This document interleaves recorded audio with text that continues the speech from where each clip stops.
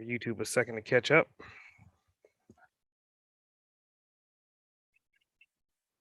we go. All right. Welcome back to Boss Uncaged podcast. So I've always loved these episodes when I get an opportunity to interview another growth strategist. So in this episode, I'm going to deem her the growth boss for obvious reasons. So Vanessa, why don't you tell our audience a little bit more about who you are and what do you really specialize in growth strategies? I love that. Thank you. I'm excited for the conversation. So yeah, I just love everything about growth, right? And obviously we're talking about businesses here. I believe if businesses aren't growing, they are dying. But I also believe that, in order for a business to grow, the business owner, the leader must be willing to grow themselves. So we have a real philosophy in the Business Growth Academy that your business will only grow by the amount you are willing to grow yourself as the leader. Very nice, very nice. So, I mean, with that, it kind of dedicates you to being a growth strategist. So let's just talk about like your journey a little bit, right? So first and foremost, if you could define yourself in 3 to 5 words, what would those 3 to 5 words be? Gosh, it's such a great question. I love that. And I think, in all honesty, it changes, right, depending on the day and the mood. However, I think where I would really put myself today is I'm ambitious. I am an ambitious woman. I want more for myself, more for my family, more for the people that I serve. And I'm no longer going to apologize for that.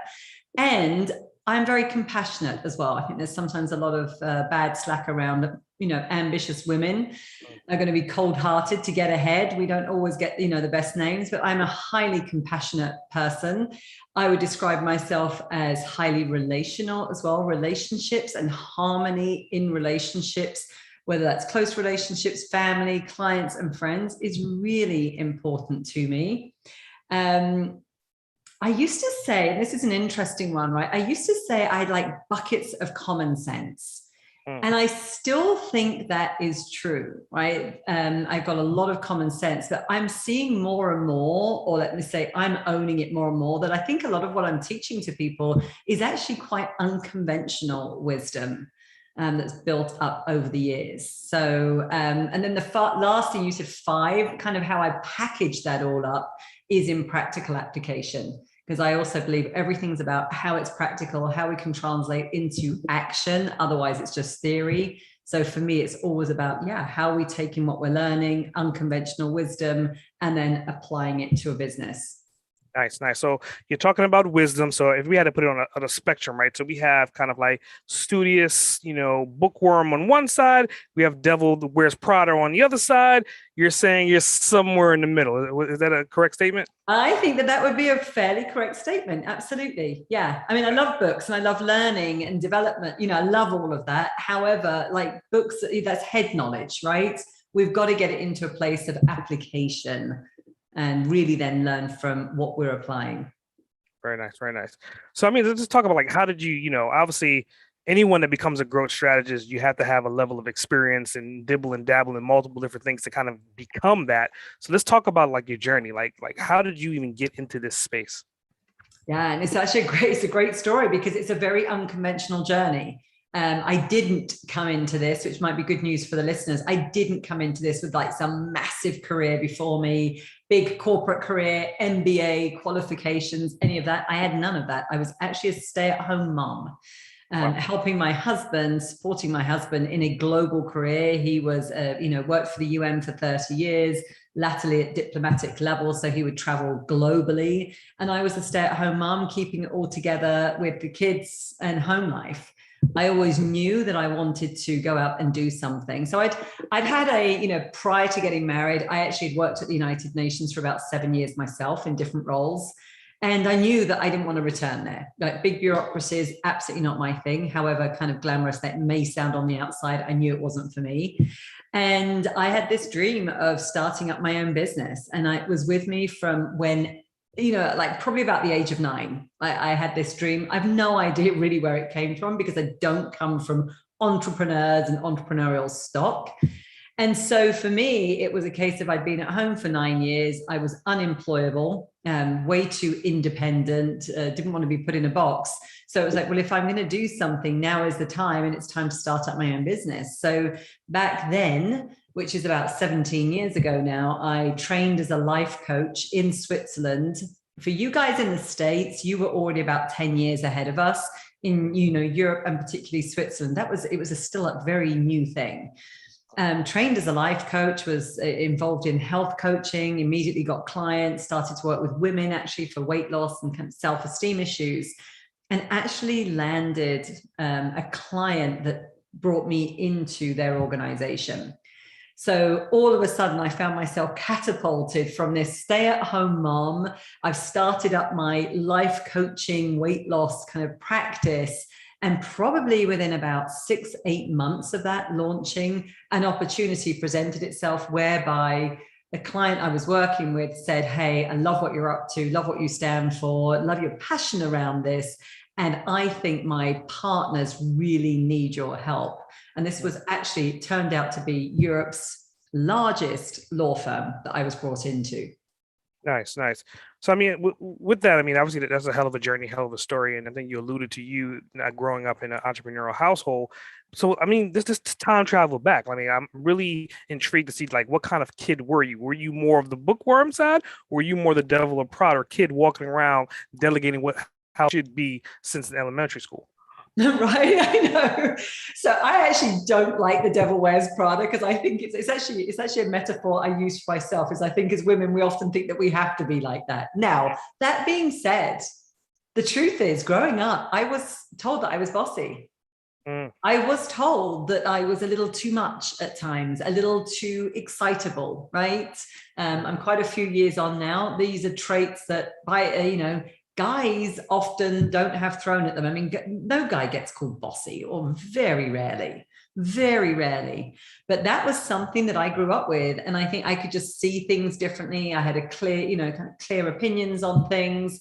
I knew growing up, I knew that I was different to a lot of people around me. And what I mean by that is I was aspiring for more. And I could see that around me, people were accepting the status quo. This was the way it was. They weren't doing certain things that I wanted to do. I wanted to travel. I wanted to experience the world. I wanted to live in a nice home, even though that's not what I, way back then was not what I grew up in. So there was something around my current circumstances that I was constantly looking at and thinking there's something on the other side of that. So I think that that's what caused people to, at some level think, you're being bossy, or you're doing this, or, kind of, who do you think you are, right?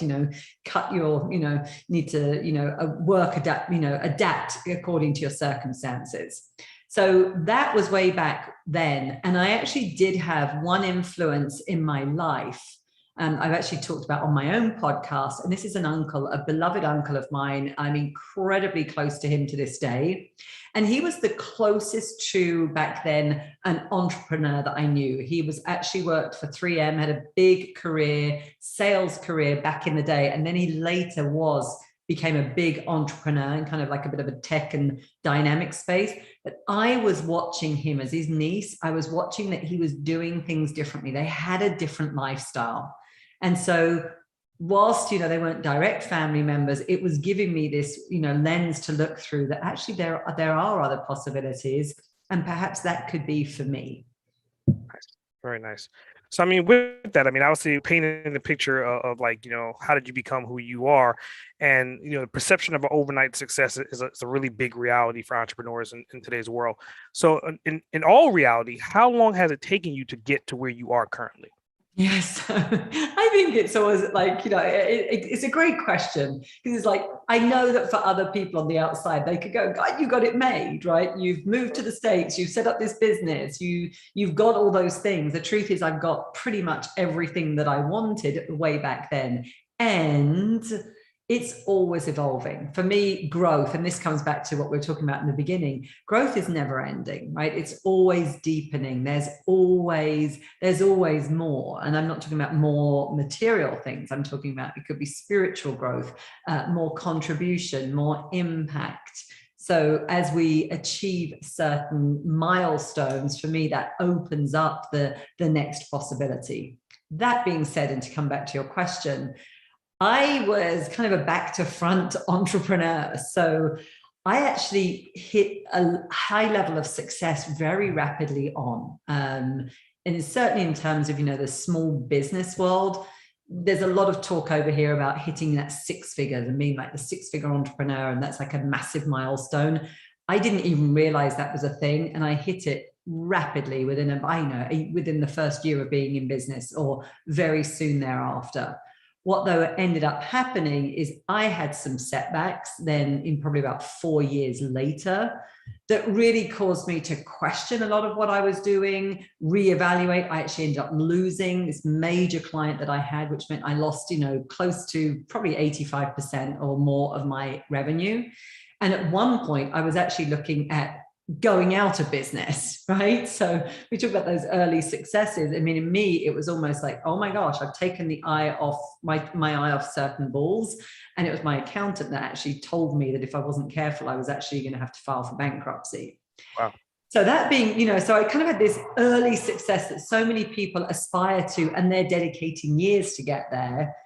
That was my early learning. And it meant that I had to really dig deep, understand a lot more about my own mindset, take full responsibility for, I had created that situation, and needing to dig deep into how had I created that situation and how was I then going to turn around. So after that particular episode, I mean, I rapidly did turn around my business. I worked out, quickly, systems for marketing and sales and getting clients, and actually keeping my eye on the financial side, turned around that business and kind of repeated it all again within the same year that I was going bankrupt. I replaced that income. And it was fairly soon after that I then went, you know what, this still isn't it. I've got this dream inside that I've been, hiding, is I actually want to go to the States. I realized that I was done in Switzerland. So soon after that, I ended up closing everything down in Switzerland and making this bold move to the States. So in my case, I feel like I've had almost like 3 separate, kind of successes, breakdowns, getting it up again, closing it down, moving to the States. And then now in the States, this is a business that's 9 years in the making. So if we want to go to the real years that I've been in business, I'm coming up for about 17 years in total. Nice. And different iterations of that, right? Some big setbacks, some nearly going bankrupt, some getting it up again, and then going, no, this isn't, I've got this bigger dream that I'm going to chase. And now I honestly feel like I'm totally on the track and in the place that I want to be. So I really don't see these massive changes in terms of the audience that I serve, the mission that we're up to. Now it really is about digging in, growing it, having more reach, right? And again, constantly taking our business to the next level, but a lot of it is about what we're doing with the clients. So, I mean, with all of that, I mean, obviously, I think you're talking about the wave, right? You had ups, you had downs. And if any point in time in this history of your business, if you can go back and whisper something in your ears, just say you just had a couple seconds to say one thing to change the outcome, to make the outcome happen a lot faster, how far back would you go, and what would you say to yourself? Oh, such a good question, because I can think of multiple times. It really is a great question. What's really coming up for me is it's trust and listen. Trust and listen. And those two together, trust myself, like the deeper voice of, you've got some good intuition. You like the common sense that I come back to, right? And perhaps that unconventional wisdom at times. It's like, I've always had that. That's one of my gifts that I bring to the table. Everybody's got their own gifts. And I think at times I wasn't trusting that enough. In fact, I know back then when I nearly went out of business, I was really undervaluing that strength of mine. And yet it's what all of my clients come to me for, right? It's like, now I've built the whole business. They're like, hey, give us the game plan. You can see it so clearly. It's very practical, right? That's what they love. Back then I was undervaluing it. I wasn't trusting it. The other part I think that comes with that is the listening, right? We all have that inner voice. And it's the inner voice of either like listen to that inner voice of those desires that are wanting to take us in a certain direction. Or it's also sometimes the flip side of that is the inner voice of the little warning bell that we choose not to listen to for whatever reason. I tend to listen to that. It's not perfect. I'm a human being. I tend to listen to that a lot more these days than I did back then. And just be still, right, and tune in. So oftentimes I feel like by listening to that, I really am getting myself a good, grounded, practical game plan of what's going to happen and now preparing for setbacks. That it feels like there aren't as many surprises nowadays as there were back then. Nice. So you're talking about like practical setbacks, and obviously anyone that's married to an entrepreneur, or there's two entrepreneurs in the household, it's kind of like there could be craziness and turmoil at any given time, right? So currently, how do you manage and juggle like your work life with your family life? Yeah, so many people ask me that. And it's actually something I'm massively proud of. Massively proud of. I have been married this year 26 years. My husband and I actually met nearly 30 years ago, just over 30 years ago, for the first time in Switzerland. And he works for me. So I only want to say that directly. He is not an entrepreneur. Not an entrepreneur by any stretch of the imagination. Nor would he want to be. However, he loves being around the entrepreneurial energy and everything that we're doing, right? Big distinction. And so there was a time when it was a little awkward. I want to keep it really real, right? Working with your husband.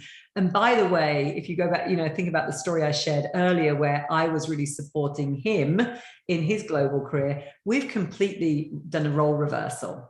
Right. So where I was the wife doing so many of those things and supporting him, now, he has such a bigger support role for me because I'm leading the business. That takes a lot to navigate. And it really does. And I'm saying this publicly as a massive testimony to my husband. He is an incredible man because he's not coming at this with ego. He's really coming at it from a place of true love for me as his wife, really seeing my capabilities. He was my biggest cheerleader in my times when I've cried, had my breakdowns, had my doubts. He's always been the one to say, no, hey, cry, have a hug. Let's talk it through. You've got this. Let's talk about practical things. So he's always been there. And it takes a very, very strong man, low ego to be like in that space with a strong, ambitious woman. So again, there were definitely in the earlier days of us navigating those changes where, I became the boss and we've done a role reversal. And there were probably times when he really didn't appreciate that. And there were times when perhaps I wasn't appreciating how he was showing up to things. And, he's speaking to me like his wife at times and not the CEO. And I'm sure I have spoken to him as an employee and a team member and not a husband at other times, right? We've, take responsibility for that. What's been great though, and this is what I'd say to anybody that's in business with, family members and particularly a partner and spouse, is we have a shared vision of where we're headed. So that's, we absolutely agree on why we exist. And he knows, the mission of me supporting women predominantly to create financial security through their businesses, and the vision of what we want the business to give us as a family and as a couple, which I think is a conversation not many couples have. They like get into the weeds, right? And it's the day-to-day grind that they haven't got those goals and milestones. And so that for us has been kept us going, right? And we've always got those projects on the horizon. As far as kids are concerned, because that's another question that I get, my children, my youngest was about 3. Well, she's 20. She'll turn 21 in April. So I think I said 17 years I've been in business. So she was about 3 when I got started. She can't remember me ever doing anything different. And with the kids, I have what I call an integrated lifestyle, which means, it all flows together. My daughter, my youngest, she would be at events. She was involved in the business from a young age. So she kind of knew what I was, what I was up to. My eldest, not so, more behind the scenes. But we keep it, all kind of flowing together and making sure that the priorities are remembering why we're in this business and who we want to serve. And that, ultimately it's loved ones and family first, and making sure that they stay a priority. Mhm. Yeah, I mean, I definitely think you made a very clear depiction of what that looks like. So, like, that leads me into like my next question. I think you kind of like open up Pandora's box a little bit. So, with all these different things, I mean, obviously, you're illustrating multiple different moving parts, multiple different components, whether it's family, whether it's business, strategies, systems. My question is like, what does your morning routine, your morning habits look like to be able to support this throughout your day? So again, I want to be really honest and transparent that I am not somebody right now that has a very strict morning routine in terms of a power hour. I have actually found, because I know there's going to be a lot of people that listen and they hear that and they're like, oh my gosh, I have to do that. For me, it doesn't work. It makes me feel too constrained. I'm more creative and I need a little bit more free flowing and spontaneity. That being said, though, there's a lot of traits in there that are still happening. So I get up early. That for me is, I'm a real early starter. We live in Arizona. I'm awake by 5, by 5:30 typically at the latest. I mean, I just wake up, I want to get ready, I want to enjoy the day. Right now at this time of year, my husband and I actually have little things that we like to do together in the morning. And so because, it's not hot anymore, we're actually having our morning coffee or tea out by the fire pit with our dogs. It's right. It's a little routine. It's a connection time. We love seeing, the light coming up. It's just relaxing, hanging out with the dogs. So that's kind of, right now how we start. That changes throughout the year, and that suits me because then it gives me like different routines. For me personally, getting physical activity in really early in the morning is my go-to. So whether that is going to be a power walk with the dogs, and my husband and I would do that together, but we'll do a good hour and it's got a good pace. My other favorite thing to do is I'm on the tennis court. So I'll have, like yesterday morning, I was on the tennis court at 6:30 in the morning with one of my pros. I'll do a private lesson. I'll do drills. I mean, I'm typically on the tennis court 5 to 6 times a week. It's a fairly new hobby for me and I'm passionate about it and I want to learn. So getting that physical activity in really, really works. And then I would say my last thing, which again, not perfect, any time that I can just quickly map out the day and what those priorities are for the day, like what are the 3 most important things that really must happen today to move the needle. If I've covered those, the day's going to be pretty good. Nice. So, I mean, with that, I mean, kind of going back to the earlier in this particular interview, we had talked about like being a bookworm. So this next question is a 3-part question. All right. The first part is like, I want to know like what books helped you on your journey to get you to where you are. Second part to this question is like, what books or audiobooks are you actively listening to or reading currently right now? And the third part to this question is, have you had an opportunity to author any books as of yet? Gosh, you're really getting me working and thinking about this thing. Because again, bookworm, you can see a cupboard behind me there, a closet. It is, if I open it up, it's full, absolutely full. It's like my library, like my success library. In my master bedroom, I've also got shelves of like favorite. I've got probably 3 or 4 places around the house that have got books and a Kindle that is full of them. Let's think about, gosh, because there have been so many books. One book that I really love, and it's actually a book that I recommend to all of our clients in the Business Growth Academy, is The Big Leap by Gay Hendricks. That is something that we offer clients, as a gift. If you're familiar with it, but Gay Hendricks talks about upper limit problems and how, which I really think is a much better way of looking at self-sabotage, is that we reach a place where we're uncomfortable receiving at higher levels, and whether that's joy, money, love, pleasure, whatever those things could be, that we can so unconsciously, bring ourselves back down again. And I realized when I said, what did I do to create that situation where I nearly went bankrupt? Honestly, that was an upper limit problem. I was receiving a lot of money. I was uncomfortable with that new level of wealth. I didn't realize it at the time. And so, I was unconsciously, sabotaging it, and kind of created a contract ending. So that's one of the books I really love. The next question you said is, what am I actively reading now? It's a book on conscious leadership. The exact title is something like The 15 Commitments, or, Conscious Leadership, The 15 Commitments. And I cannot remember the author. I'm really bad at remembering authors and titles. I get titles typically, but not always the author that goes with it. And again, for me, that's about, I love books that are developing me, my character, like consciously creating, who do I want to be at the next stage? And so again, I'm actually reading that book every single day. I'm reading a chapter, but there's concepts around things like radical responsibility and curiosity, and really understanding, our feelings and emotions. I had a big background in emotional intelligence. So, in the leadership domain, those types of things are always going to grab my attention. And then the third part of that question, now I'm forgetting, was, have you had an opportunity to author any books as of yet? Yes.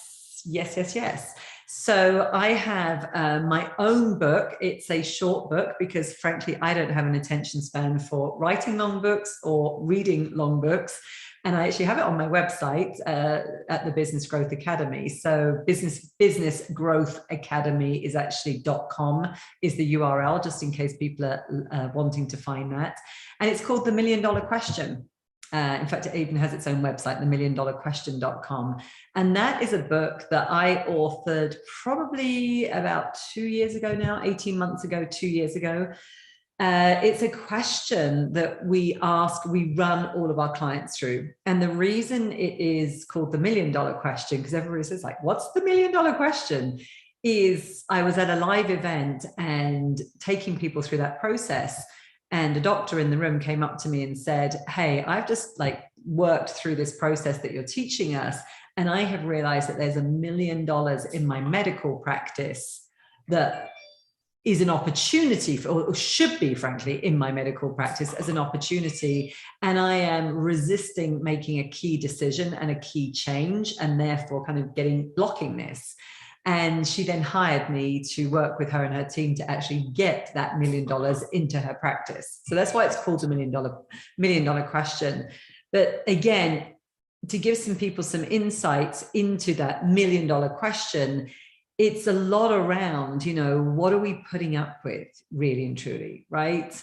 Where have we got things that are just so draining us, that as entrepreneurs, and frankly, any walk of life, this would be relevant, but they're draining our energy. We've been putting up with them for too long. We either need to dump them, delegate them, or get a significant breakthrough around them. And in that book, I talk about, again, a whole process for that. And it's very energizing. It's like once people start to get beyond those things, again, this is where they see, oh my gosh, I've got so much of this happening in my life.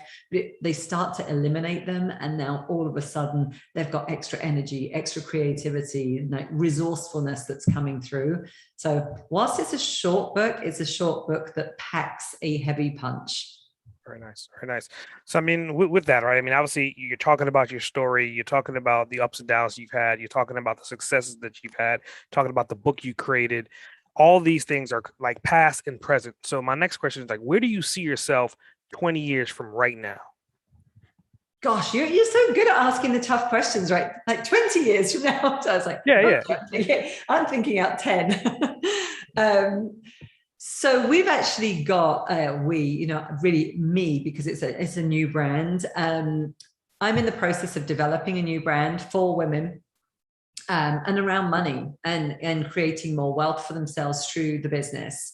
And so that is a new direction. It's a complement, honestly, to what we're already doing. So I have my own podcast that's called Get Rich Without Being a Bitch.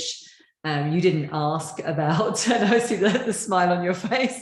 It tends to have that effect on guys and women whenever I share the title.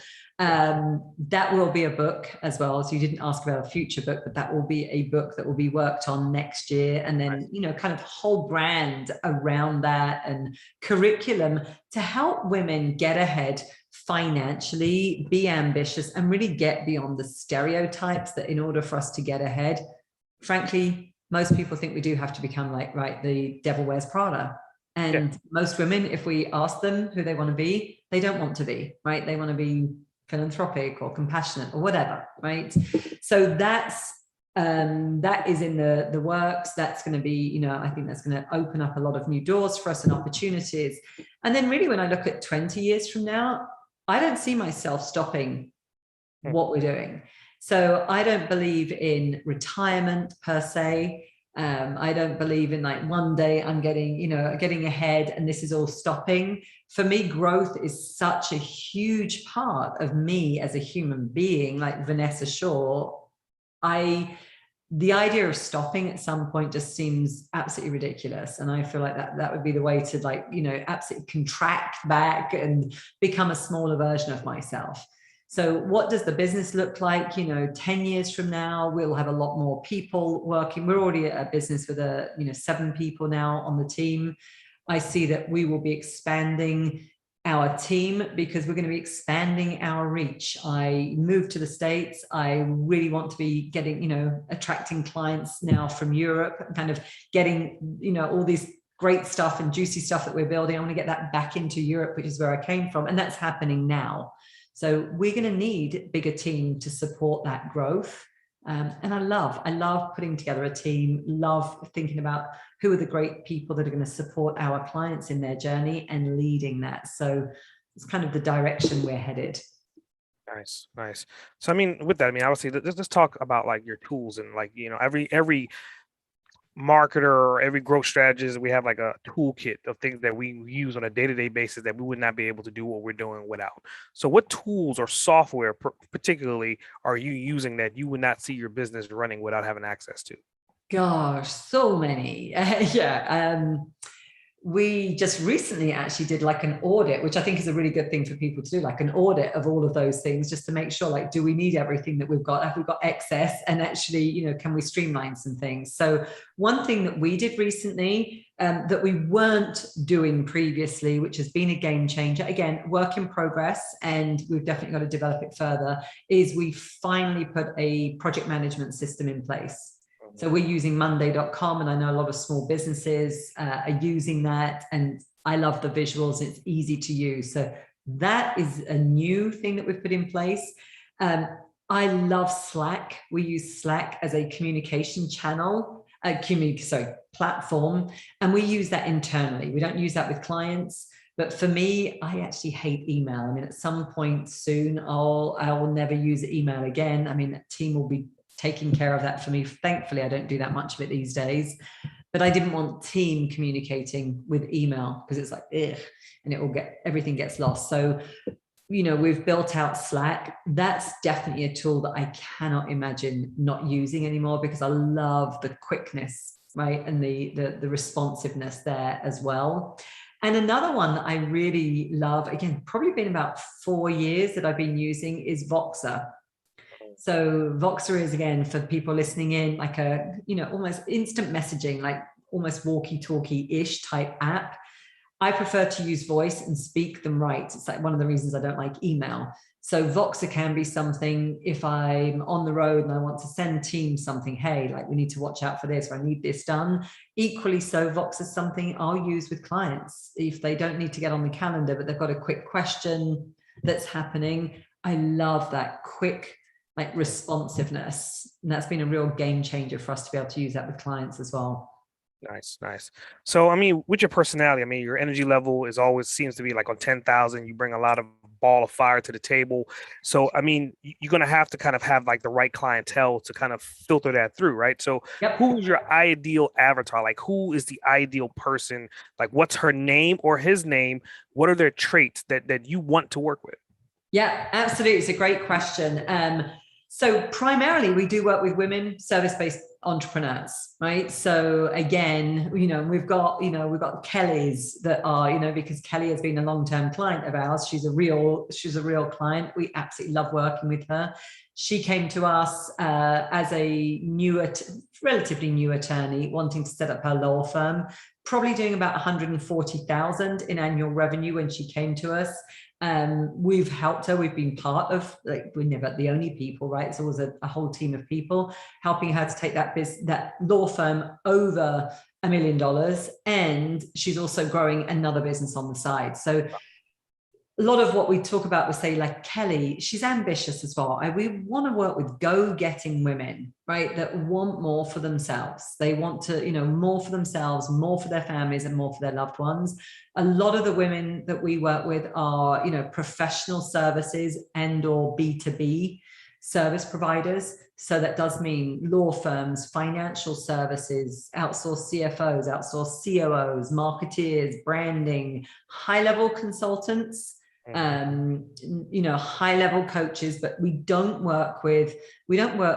rarely work with startups. So for us, we do our best work when our business owners are already over a minimum 6 figures. They've proven that they've got something. Typically they're tapped out with time at that point, and it's them and possibly an assistant or half an assistant. And that's where we can really help them streamline, look at their offers, look at, who their ideal clients are that they're going to do their best work with, look at their pricing strategies, and kind of throw rocket fuel, frankly, on their business. So we've got one program where it's all about rapid revenue growth. And the promise is 30 to 100K in 100 days or less. And it's a proven system. It's all tracked. We've got a massive success, record with that. So that program requires somebody that wants to achieve that, right? It's like they've got to want that. If there's a people that are like, no, I'm happy, I've got a lifestyle business, I just need another couple of clients here and there, not a fit. And I would say the other thing is as well, which is, in fact, I was just thinking about this recently. So it's actually a really good question, because I always say to our own clients, always be dialing back in, right? That ideal avatar, who it is. It's always evolving. And we love working with people that want to grow a business, not a practice, right? It's not a practice. It's not a freelancer. It's not the solopreneur gig. A lot of people talk about freedom, but they're solopreneurs. And it's like, no, you've actually probably confused flexibility with freedom, because as a solopreneur, you're never going to be free. I mean, you've really got more flexibility. So who we love working with is the business owners that really are looking to create a massive contribution, more freedom, more impact. And as I say, they love the idea of leading and growing a business. That is our absolute sweet spot. Wow. So, with that, right? So we're dialing in, we're communicating with Kelly. Kelly is listening to this episode right now. Kelly is an entrepreneur. She has a business. Maybe she's peaking somewhere around 6 figures, and she's hitting her first hurdle. What words of wisdom would you give her, insight, to help her get over that hump and push forward? Yeah, get help. Honestly, it really is get help, because here's the thing. Again, I don't know what that hurdle is, right? I have no idea if it's a mindset hurdle, if it's something strategic, is it related to clients, pricing, sales? I have no idea, right? But here's the thing. She probably doesn't know exactly what that hurdle is either. And that's something I have found an awful lot, is that business owners, entrepreneurs, are not so adept at actually being able to really pinpoint what they should be working on next in order to get the business to the next level. I've worked with thousands of people at this point, and you'd be amazed when I say, what do you think, often ask them, I'm curious, what do you think you should be working on next? I'm amazed at how often it's the very thing that is not going to get them ahead. So that's what I say about getting help. When we're inside, it's like we're inside the glass jar. We can't read the label on the outside. And that's that getting help, mentorship, coaching. Obviously, I run a coaching academy. I'm a massive proponent of that, because then we can dig in really find out what it is. And getting help, and the right help, gets you there so much quicker. That's why we're able to get really good results and quickly for our clients. If they were doing it on their own, they all admit it would take them, we cover in 100 days what it would take them a year and more to achieve. Oh, wow. So, I mean, with that, right? So we're still communicating to this ideal avatar. She or he may be listening right now. How could they find you? Like, how do they get in contact with you? Yeah, thank you for asking. So again, a few resources. My main home website is businessgrowthacademy.com. You can go there. You'll see on that site, you can actually download. It says, if you're ready to grow your business or whatever, start here. Click there. It's actually going to take you to that free book that I spoke about. So that's the $1 Million Question, which you can also find at themilliondollarquestion.com. I also have a Facebook group. Again, it's small right now, intimate, and we're, and growing, but that's called the $1 Million Group. That's a great place to actually be more up close and personal, free resources, right? And find out more about how we can help. And one of the things we always say, which I think every business owner, really should have this approach, is we're out to help people, and we are not in the business of helping the wrong people or pretending that we can help with, problems that are just not in our expertise. So we are always willing to get on the phone with people, find out more about their situation, learn more about their goals. And if we can help them, we're going to show them how we do that and, make an offer to work with us. And frankly, if we can't, I've got loads of resources, connections that we can also point, in the other way. And I think I think every business owner needs to operate like that. We know the people that we can help and how we can help them in our way. And if we can't, then we want to give them some other resources. Very nice. Very nice. So I got a bonus question for you, and I'm very intrigued to hear what your answer is going to be. If you could spend 24 hours with anyone, dead or alive, uninterrupted for those 24 hours, who would it be and why? Oh, can I have two? Yeah, let's go. Okay. So if I could have 24 hours, I have to say this one without crying and welling up with tears. If I could have 24 hours with my grandmother, who passed away when I first moved to Switzerland, that would just be magical. I would love to sit down. I'd love to tell her everything that I'm doing, the kids, the business, what life has been like in the last 30 years. So that would be on the personal side. She was just an incredible woman. On the very first name that popped into my head was on the kind of business side would be Richard Branson. And it's actually, it's on my list anyway, that, it's on my list of one day I'm going to get down to Necker Island and actually go and hang out with him. But hey, if you want to offer me 24 hours with Richard Branson to be in his wisdom, his energy. I have a dream I would love to play. He's a great tennis player, way better than I am, but I have a dream of playing tennis with Richard Branson on Necker Island as well. So there we go. We could talk business and life. That would be really amazing. I think you could take him. I think you could definitely take him. You get on the court. I can see you taking him. There you go. Perhaps I need to practice and get a few more lessons in, right? And actually make that goal happen. Nice. So I got one last bonus question for you. And I think this one's going to be really interesting as well, right? What is your most significant achievement to date outside of family and, your inner circle? What is your largest and best achievement? Outside of family? Yep. Gosh. I think it's always an interesting one, because I think once we've achieved certain things, we can all dumb them down. I do believe, though, that actually coming to the States, closing down everything in Europe when I was doing well, right? It's not that, things were going well. Everybody thought I was actually crazy to do that. I sold a house at a time when people said this is a crazy thing to do. And then actually coming to the States, it's a long way from Switzerland to Scottsdale, Arizona. I knew nobody. I mean, this was complete blank canvas. And I actually came as a single mum because my husband stayed behind for almost 2 years to finish out his career in the UN. And when I look back on that, I mean, I made the decision. It was supposed to be a 3-year plan.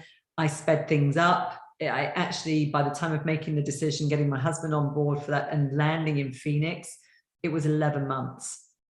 So it was pretty rapid. There was an awful lot that happened in that time.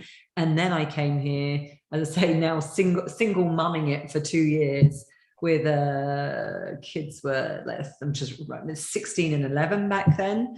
And then I had a business to get off the ground with all of that going on. And and that business was off the ground, and I had clients coming in as a complete stranger and frankly never looked back.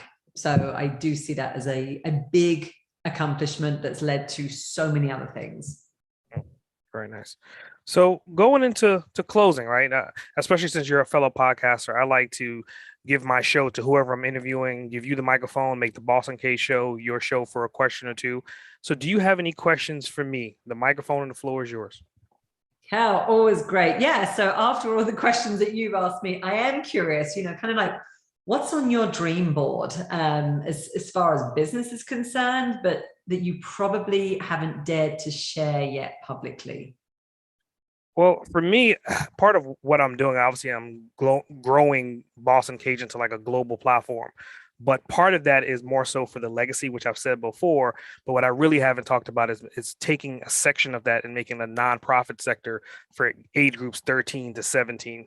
I think like that's 13 to 18 is like the birth of where the real entrepreneurs should be starting, right? I don't think that you should have to graduate from high school and college before you start. You should be able to understand these principles before you even step out into the workforce. So once you step into a company and you're an employee for a couple of years, you're learning by doing things, but you're taking that information and putting it with the information that you've learned on your entrepreneurial early journey, and then you become a boss as you grow up. So that's something that I'm definitely working on behind the scenes, and I would love for my legacy once I'm dead and gone to have that established. That's so good. And I do agree with you. I think there are some entrepreneurial traits, and like getting kids involved, earlier on is a really good thing. I know we've actually got a couple of schools here locally in Scottsdale where they have started to weave through some sort of entrepreneurial programs, and they've actually been very successful. Again, I think that early age, as you said, we're not as filtered perhaps as we are when we're older. So kids are great, right? They're coming up with those creative, like crazy ideas, which is, a lot of the breeding ground for, entrepreneurship. Same question that you asked me though, as well. Like, what have been some of the books that have really influenced your journey? Like, if you had to recommend one or two that have really been pivotal, what would they be? So many books. I mean, I've created a book club because of this podcast. So I read a book per week at this point, at least a book per week. So I would say like right now, the ones that are fresh in my mind is the 5 Second Rule by Mel Robbins. Yeah. Just anytime you're hit with a hurdle, just overcoming that hurdle, take those 5 seconds, breathe, count down, move past it. Another one is Traffic Secrets by Russell Brunson. Again, if anybody is in a business, the first and foremost thing is about pulling in leads and converting and getting traffic. But the issue is nobody knows how to get leads. So just having that understanding of funnels, even if you don't use ClickFunnels, understanding the principles behind the funnels itself could easily, then you can kind of look at your business and be like, well, I have all these opportunities. How do I streamline these opportunities and make it a story for the user? Oh, here's my offer. Here's the upsell. Here's the downsell. Here's the cross sell. And here's the final thing. And then now you're part of my inner circle. Here's part of my group, but you're always moving them through funnels. So I would think those two books, obviously there's a million other books I could talk about, but I said just those two would be the primary two for right now. Yeah, they're great ones. Okay, another quick question as well. One that I often ask on my own podcast is, what's the best $100 you've recently spent and why? Wow, the best $100 I've recently spent and why? That's an interesting question. I would say, I mean, we recently went to Vegas, so I think just spending like the $100 just sitting down in the casino with just me and my wife, just playing. I think we was playing like a digital poker and blackjack, because she's not a gambler. She didn't understand poker. She didn't understand blackjack. So we spent like a couple $100 just playing these games, but just giving her the steps and then seeing her starting to be prosperous and understanding how to play poker and how to understand how to play 21 and the strategies behind them. I think that was like the closest $100 and the best $100 I spent in probably the last 72 hours. There you go. Great answer. Thank you. Yeah, cool. So, I mean, I definitely appreciate your time. I think that it was a fast-paced episode. I think you dropped a lot of nuggets and a lot of insight to anyone that's listening. And obviously, growth is one of those things. Like when you're born, you're small and you're growing to be bigger. It's the same philosophy, whether you're a business, whether you're an entrepreneur, solopreneur. So, harnessing these things that you've learned as an episode, I definitely want people to not just listen to them. I want you to take action on them. So, again, Vanessa, I definitely appreciate you being on the show today. Thank you so much. Thank you for having me. Great. S.A. Grant.